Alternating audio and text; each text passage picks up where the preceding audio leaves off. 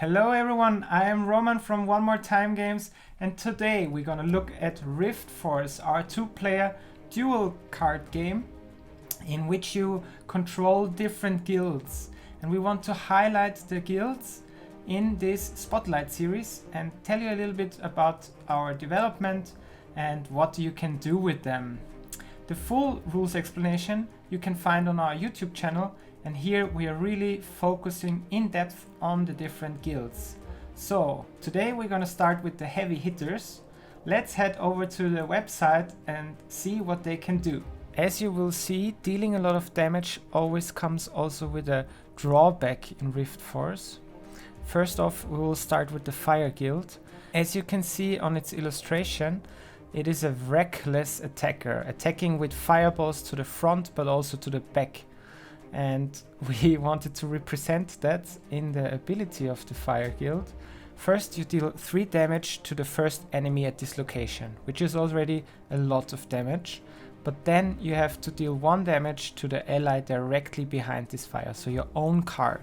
Dealing a lot of damage gives you the opportunity to score a lot of Riftforce, because for each destroyed elemental of your opponent you gain 1 Riftforce. Therefore we wanted to find a way in the design that there is a drawback, but the drawback could be somehow prevented by playing clever. And this is an example here, because if there is no ally behind you, this damage is not a problem, because it just goes into the void.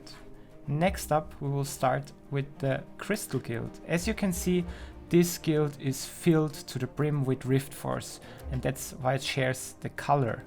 It's the strongest elemental, and it places 4 damage on the first enemy at this location. But when the crystal is destroyed, your opponent gets not only 1 but 2 Riftforce. So you really have to take care that they are well protected. And that's it for the heavy hitters. Let's head over to Tabletopia and look at a scenario I set up.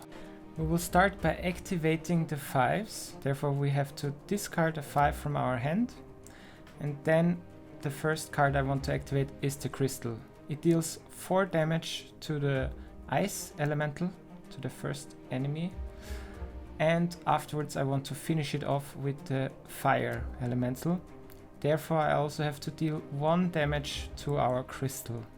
But it's worth it, because we are not only getting 1 Riftforce, but we are also eliminating the biggest threat for our crystal.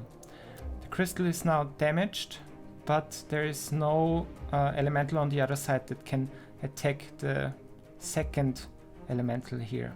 So it's safe for now.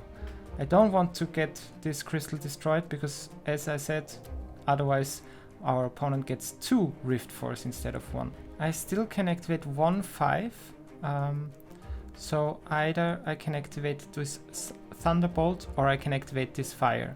And because the fire is dealing 3 damage, this is the better choice, especially because I don't suffer the drawback, because there is no ally behind this fire. So when you're placing the fire at the last position of a given location, you don't suffer the drawback and only have their raw attack power. Keep that in mind and keep your crystals safe. Then you will deal a lot of damage and get a lot of Riftforce. So that's it. I hope you enjoyed this first spotlight, and next time we're gonna cover shadow and light, polar opposites. At the end we want to specially thank the Wirtschaftsagentur Wien for the funding we got. Only through their support we are even able to do these videos for you. So thank you very much, and see you next time.